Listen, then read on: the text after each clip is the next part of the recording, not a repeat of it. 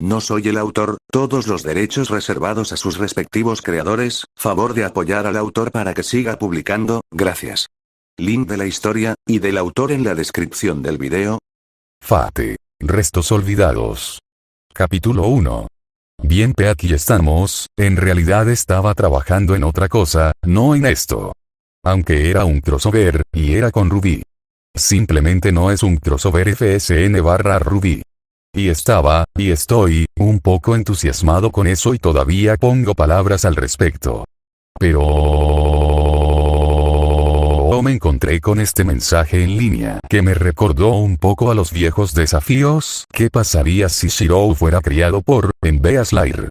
Y decidí comenzar a escribir esto por nostalgia. Resultó que esto era también una especie de concurso de escritura dirigido por un tal Alex Kellar de DeviantArt. Y aunque intento ser humilde, admito que la competencia es uno de mis vicios. Así que pensé que también podría ser lo mejor que pueda con el mensaje y tratar de ganar la cosa mientras escribo por diversión y nostalgia.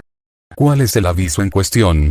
Usted puede estar preguntando, bueno, creo que técnicamente eran 3.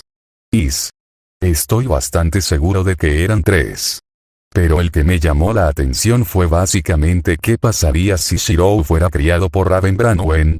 Esto me intrigó. Así que decidí aceptar el desafío. Entonces, este prólogo aquí será mi propia interpretación de cómo Shirou llega a Remnant. Además de, algunas otras cosas. Tengo algunos capítulos escritos para ello. Pero los publicaré semanal o quincenalmente. Todavía no lo he decidido. El punto es: las actualizaciones deben ser relativamente regulares, los sábados, esto se descarta un miércoles, por razones. La mayor parte de mi tiempo lo ocupa el trabajo y el gimnasio. Y ese terrible tirano, duerme. Pero todavía estoy tratando de poner palabras porque es divertido. ¿Sabes? Felicitaciones a un freelancer B por ayudarme con la lectura beta. Él me está ayudando al mirar estas cosas con un ojo crítico para que ustedes obtengan un mejor, no producto, no es como si estuviera vendiendo algo aquí, una historia más agradable. Claro, vamos con eso. Editar. Felicitaciones a Kel de Swift por ayudarme con la puntuación y la elección de palabras. El capítulo se actualizó para cumplir con los nuevos estándares de escritura. Fragmento estratégico. XX, igual se sentía como si un puño hecho de llamas sólidas se clavara en su frente. Abrasador, aplastante, quebrantador. La agonía de esto era estupefaciente, abrumadora, que lo consumía todo. Pensar era imposible. Trató de hacer algo. Tenía que hacer algo. Estaba aquí por una razón. Trató de fusionar sus pensamientos en una acción. Sintió que el puño se torcía. Había un rugido en sus oídos, tan fuerte que ahogó los aullidos. Aullidos que podía sentir lacerando su garganta mientras gritaba desde lo más profundo de su alma. Sintió que el puño agarraba algo. Entonces, ¿realmente estás bien? Tosaka Rin preguntó. Parecía indiferente, incluso indiferente. Pero él la conocía lo suficientemente bien como para detectar la preocupación en sus ojos. Sí, Tosaka, estoy bien. Shirou respondió. En verdad, no sabía cómo se sentía. Sabía que ella no podía quedarse, que tenía que enfrentarse a su pasado. Hacer lo contrario negaría todo por lo que habían luchado. Podía sentir un anhelo en su pecho. Un vacío. Evitar. Pero eso no importaba, él no la deshonraría a ella ni a los sacrificios que ella hizo. Tomó una decisión rápida. Para siempre, lucharía en su nombre. Se esforzaría por ser el tipo de hombre del que Arthur Pendragon estaría orgulloso. Estaré bien, repitió, forzando la convicción en su voz. Igual la agonía se retiró momentáneamente. Se llevó algo consigo, algo precioso. Sintió odio, rabia, pérdida. Se sintió indignado por la violación. El puño de fuego se había llevado algo precioso, y no podía decir qué era. Ordenó su voluntad, resolvió contraatacar lo mejor que pudo. El puño vino de nuevo. Gritó cuando apretó su agarre. Igual como desee mi señora, dijo Shirou con una reverencia, y se dirigió a preparar un poco de té. Si fuera completamente honesto consigo mismo, podría estar arrepintiéndose un poco de su decisión de aceptar a Lubia en su oferta de convertirse en su mayordomo. Sí, solo trabajaba a tiempo parcial, y sí, la paga era tan buena que trabajando unos meses como mayordomo personal de la heredera de Delfeld financiaría sus viajes por el mundo para salvar a la gente, y sí, se llevaba bastante bien con la mujer la mayor parte del tiempo. Pero fue en momentos como este en particular, cuando podía sentir la mirada asesina de Rim perforando su espalda, que se dio cuenta de que tal vez, solo tal vez, podría haber sido mejor no aceptar la oferta de trabajo de Lubia. Escuchó a Lubia lanzar su carcajada característica.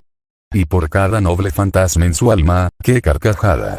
Cuando llegó a la cocina y se dispuso a preparar el té, solo esperaba que Rim pudiera controlar su temperamento y. La explosión le informó exactamente cuántas ilusiones estaba haciendo. Suspiró y regresó con la bandeja del té, esperando contra toda esperanza que no demolieran demasiadas habitaciones. Por otra parte, con el tiempo extra alcanzaría su objetivo más rápido. Pero tener que renovar la mansión 3 veces en tantas semanas. Igual lo empujó hacia atrás. Con cada músculo tenso, ejercitando nada más que su voluntad y sus circuitos mágicos, lo empujó hacia atrás. Sintió que algo se rasgaba. Había perdido algo más precioso. Algo más insustituible. Pero no, esto era una distracción. Estaba aquí para hacer algo, si no le doliera demasiado verlo. El miembro ardiente vino de nuevo, y de nuevo él lo devolvió. Llegó una y otra vez. Como siempre, sálvame, Emilia, si no fuera por ti, nunca podríamos estirar el presupuesto lo suficiente. Emilia Ann. Trabajas demasiado duro, ¿sabes? Shiro, mi scooter se rompió otra vez. De hecho, Shiro, el hambre es el enemigo. Hay un límite de tiempo para ser un aliado de la justicia. La lucha continuó, por momentos u horas que no podía decir. Cada vez que le quitaban algo, se perdía algo irreemplazable. Cada vez le dolía menos, o tal vez simplemente se estaba acostumbrando al dolor. Cada vez era más fácil pensar. Estaba aquí para hacer algo, para matar algo. Algo peligroso. No, ya lo había peleado. Había un arma en su mano. La llama volvió. El apóstol había estado secuestrando a los indigentes durante semanas. Se había puesto en contacto con la torre del reloj, pero no podrían movilizarse lo suficientemente rápido. No para salvar a la gente que había secuestrado. Su guarida era formidable, sus misterios poderosos. Pero para Shiro era apenas un obstáculo. Había pasado mucho tiempo desde que había estado indefenso. La batalla contra el apóstol mismo había sido decepcionante. El mago que había sido una vez se había especializado en la memoria, en su pérdida, recuperación y transferencia. Casi no tenía capacidad de combate, nunca tuvo que lidiar con alguien que pudiera defenderse de manera efectiva. Era una criatura lamentable, su propio cuerpo se consumía. Quedaba muy poco de él que pudiera denominarse cuantificable como humano. Un poco menos después de que Shiro lo diezmara. Se tambaleó contra la gran construcción de metal, cubierta de runas y sangre. Esperar. Suplicó. No puedes. Estoy tan cerca. No importa qué tan cerca creas que estás, respondió Shiro con frialdad. No tenías derecho a lastimar a esas personas. Pero. No lo entiendes. Lo logré. El motor del alma podrá perforar un agujero en el plano acásico. Ya hice una prueba. Suplicó, su voz un gorgoteo gorgoteante. La Counterforce no se involucrará. Shiro usó Structural Grasp en la construcción. Lea en su historia los cientos de personas cuyos cuerpos y almas le habían sido alimentados de uno en uno y de dos en dos durante un periodo de siglos. Recién en el último mes se notaron las desapariciones. Porque habían sido una docena en lugar de 1 o 2 al mes. Levantó el brazo, recordando un arma que debería ser capaz de destruir al mago que tenía delante. Arpe, la guadaña asesina. No podía hacer nada por los que ya había alimentado a la máquina. Pero al menos podría vengarlos. El desgraciado lamentable levantó una mano. Shiro rastreó a Bakuya y le cortó el brazo a la altura del codo, lodo pútrido que salía del tocón en un torrente. Pero la mano no era necesaria para el hechizo, lo que necesitaba el hechizo era intención. Y la criatura estaba demasiado ida para sentir algo tan natural como el dolor por la pérdida de una extremidad. Olvidar. Ordenó. Igual le quedaba tan poco. No podía recordar qué era lo que le había dado, pero solo conservaba una terrible sensación de pérdida y añoranza. De violación e ira. Podía sentir la mano, agarrando, buscando. Podía ver de nuevo. No estaba seguro de por qué sabía que era otra vez y no por primera vez, excepto que era una sensación de restauración en lugar de descubrimiento. Había una cosa frente a él. ¿Un humano? No, eso estuvo mal. Caer. Le gorjeó. Caída ya. Sintió que el puño de fuego en su cabeza agarraba algo.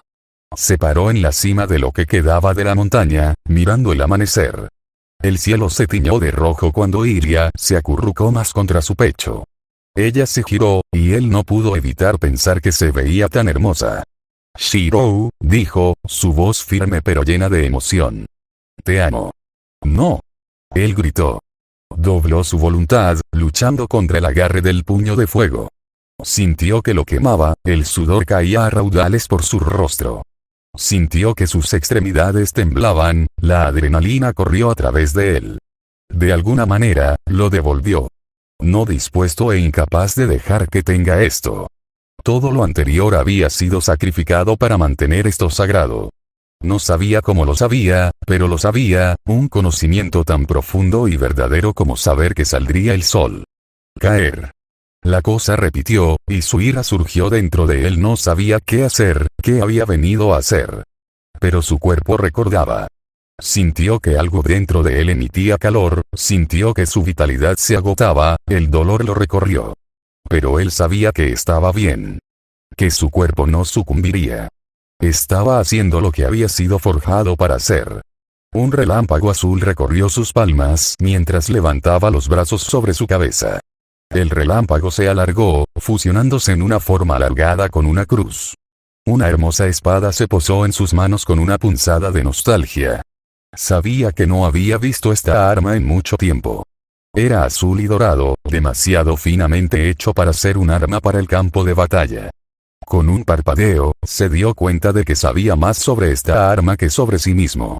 El puño redobló sus esfuerzos. En su mente, el sol perdió su color. El cielo se oscureció.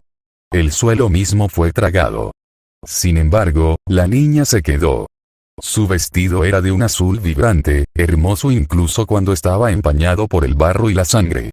Su cabello se movió con una brisa invisible, del color del oro hilado. Sus ojos, ¿de qué color eran sus ojos? Shirou, te amo. Necesitó todo lo que tenía para aferrarse a ella. No le quedó nada más. Todo lo que era, se inclinó para asegurarse de que esto último no le fuera arrebatado. No obstante, su cuerpo sabía qué hacer. Caliburn, susurró. Luego dobló las rodillas, balanceó las caderas y bajó la espada con todas sus fuerzas. Una luz dorada cegadora estalló, vaporizando al miserable y atravesando la máquina infernal detrás de él. Desafortunadamente, el Zulengine, construido con conocimiento negociado y robado, era un instrumento preciso. Uno diseñado para perforar un agujero a través de las dimensiones, era una construcción mística capaz de bastardear una magia verdadera. Tenía dentro una lágrima en la realidad, cautiva y sometida, domada. En otras palabras, era extremadamente delicado. Shirou sabía esto cuando usó Structural Grasp. Había planeado matar al mago y desmantelar cuidadosamente el dispositivo. Esa información, como tantas otras cosas, se quemó durante mucho tiempo. La lágrima aparentemente rugió en libertad con un grito de realidad destrozada. Creció exponencialmente hasta que se tragó la habitación, los restos aún fundidos del dispositivo y el único ocupante restante de la habitación, antes de que la realidad reafirmara su control y aplastara sin piedad la lágrima hasta dejarla sin existencia. Lo que quedaba de ese antiguo taller se aplastó cuando el suelo a su alrededor se precipitó para llenar el nuevo sumidero. Igual una moneda lanzada por el aire. Una premisa simple, pero incluso una premisa tan simple tiene cientos de factores que influyen en miles de resultados. ¿Cuántas veces se lanza la moneda? ¿Cuántas veces rebota? ¿Exactamente en qué dirección apunta? ¿Contra qué superficie choca? ¿Se deforma su matriz cristalina? ¿Cuánta energía potencial tiene? ¿Qué parte de su energía cinética se transforma en energía térmica? ¿Cuántas moléculas de aire desplazó? ¿A qué frecuencia exacta resuena cuando golpea una superficie? Todas estas cosas y más afectan el resultado. Pero no importa cuántos factores haya, la observación siempre los colapsa a todos en el resultado más simple. Ese es a menudo el propósito de lanzar una moneda. Para determinar un resultado. Tomar innumerables posibilidades y destruir por la fuerza miles de ellas hasta que solo quede una. Así es el propósito de lanzar una moneda, para determinar un resultado entre dos posibilidades. Pero un hecho que a menudo se pasa por alto es de inmensa importancia. Una moneda siempre puede caer de canto. Así es la naturaleza del caleidoscopio. Es todas las cosas y ninguna, todas las posibilidades que podrían suceder están sucediendo y no sucediendo. Simultáneamente en diferentes instantes. Es de todos los colores, y no es ni oscuro ni claro. Es una diversidad vertiginosa y una homogeneidad infernal. Caos, solo existente en forma estrictamente ordenada. En él solo hay una constante. La inconstancia absoluta. El espacio entre dimensiones, un espacio imaginario demasiado real. Inexistente hasta que se observa que existe, pero persiste después de que una vez más pasa desapercibido. La observación, es la clave. Sin observación, todas las innumerables posibilidades no pueden colapsar en un resultado simple. Un resultado que cambia incluso mientras se observa. Un resultado que muta al observador. Un cuerpo humano depende de la tiranía de la constancia. Está construido para soportar una alta gravedad constante. Requiere combustible constante a través de la entrada de gases inflamables. Exige nutrientes constantes. Se consume a un ritmo constante. Depende de un recorrido constante del tiempo. Un segundo, por segundo. Lo que le sucedería en un lugar donde la única constante es la inconstancia es, en el mejor de los casos, difícil de describir. El cuerpo se quema mientras se congela. Las diferentes secciones se desalinean ya que cada parte experimenta una constante diferente. Un parche de epidermis podría tener una constante de 1 segundo por segundo, que es diferente de los 5 segundos por segundo relativos de la dermis debajo de ella, que a su vez es diferente del segundo negativo por 2 segundos de la endodermis debajo de ella. A través de esto, un cuerpo flotará, por una eternidad que dura el más mínimo parpadeo. Condenado para siempre a estar en un lugar al que no pertenece. Mantenido unido por la maldición de su propia constancia, y si tiene suerte, esclavizado a los caprichos del azar. O si es particularmente desafortunado, las maquinaciones del destino. Porque de toda la miríada de peligros y horrores del mar infinito de la irrealidad, no hay ninguno que supere a este. No está deshabitado. Así se escogió el destino del cuerpo destrozado e inconstante de lo que fuera un hombre. Uno de sus brazos era grotescamente pequeño para su cuerpo, pero era joven, vibrante y lleno de vida. Su pecho estaba viejo y coriáceo en algunos lugares, en otros enfermo y con manchas de hígado, pero en otros la piel era del rosa suave y sin imperfecciones de la piel recién nacida. Sus órganos. Sería mejor no profundizar en ellos. Pero su mente, su alma. Eso permaneció inmutable. Inmutable. Porque su alma había sido forjada en fuegos crueles, comprimida y endurecida. Afilado. No importaba en qué estado estaba su cuerpo. Mientras el alma permaneciera inmutable, persistiría. Es esta mancha de estabilidad en un reino de inestabilidad lo que llamó la atención de uno de los seres más grandes dentro de él. No era ni el más débil, ni el más poderoso. No nadó, ni se deslizó, ni se movió hacia esta mancha de constancia. Simplemente estaba allí, retroactivamente siempre había estado allí. Reconoció el cuerpo. Porque había visto su igual antes. Había trabajado con su hermano para hacer cuerpos como este.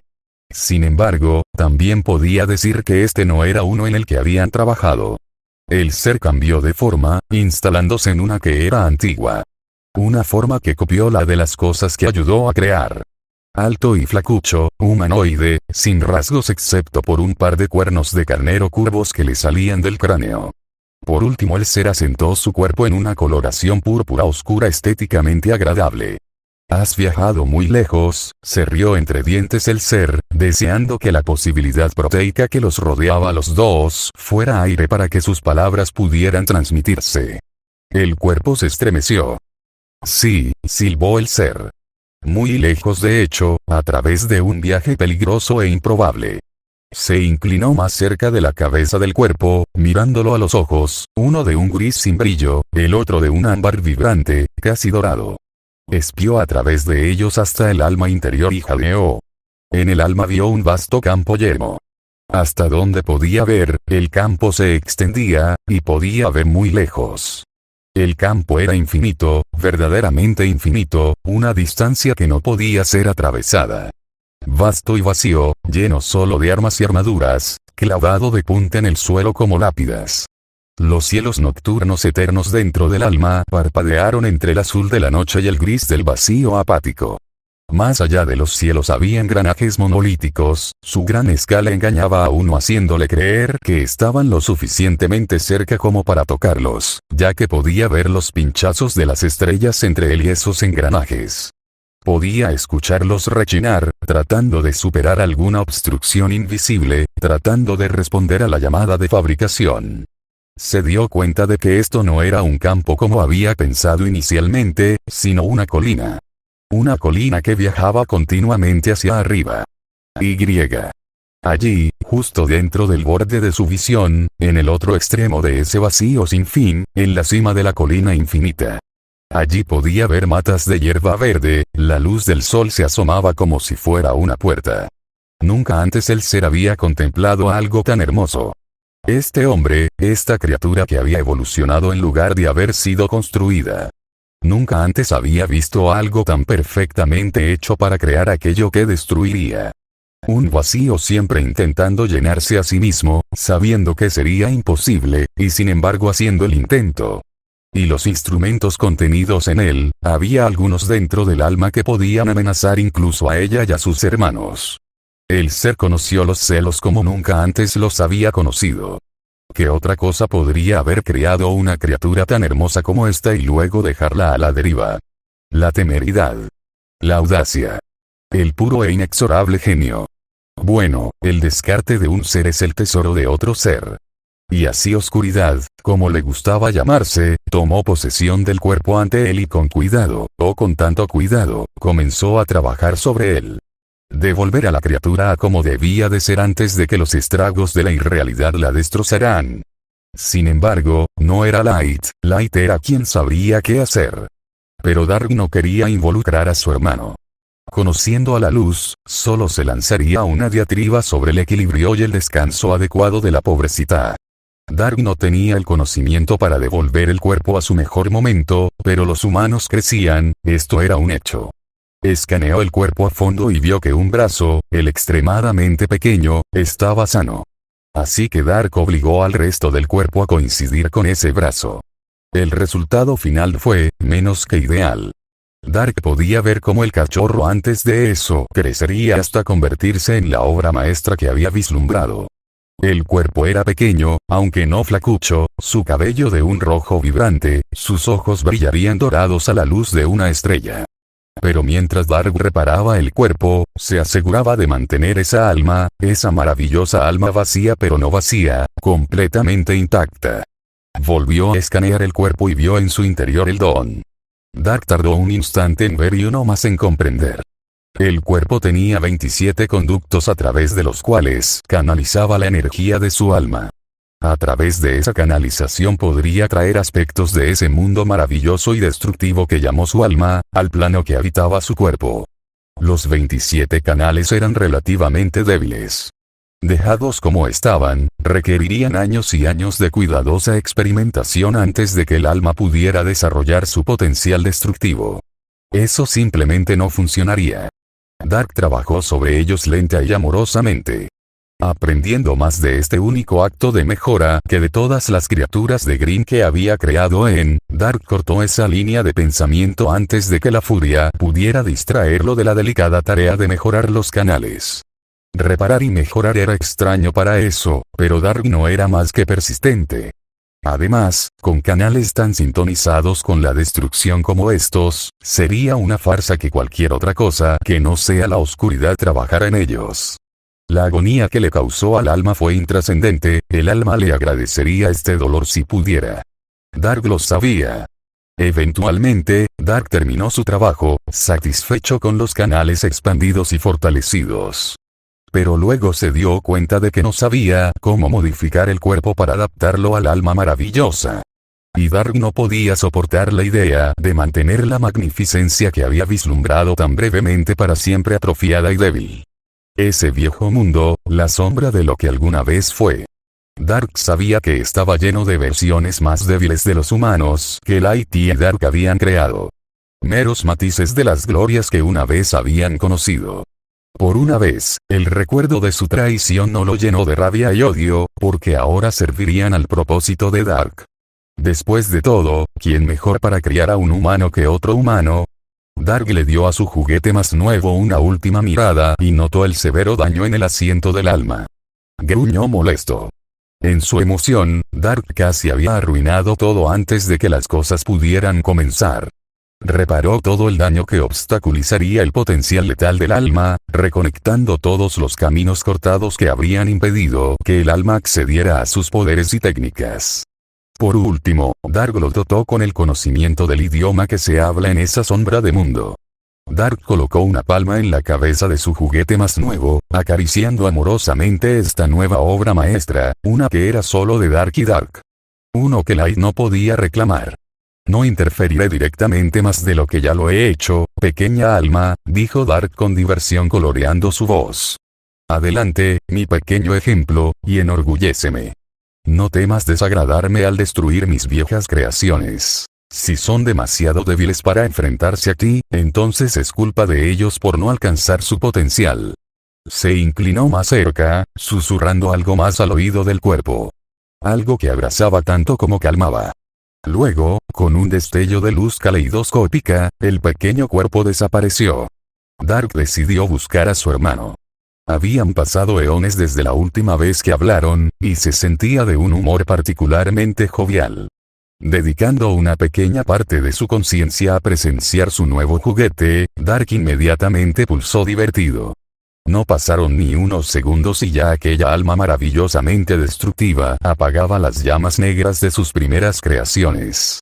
Con una risa divertida, Dark disfrutó del espectáculo mientras buscaba a Light.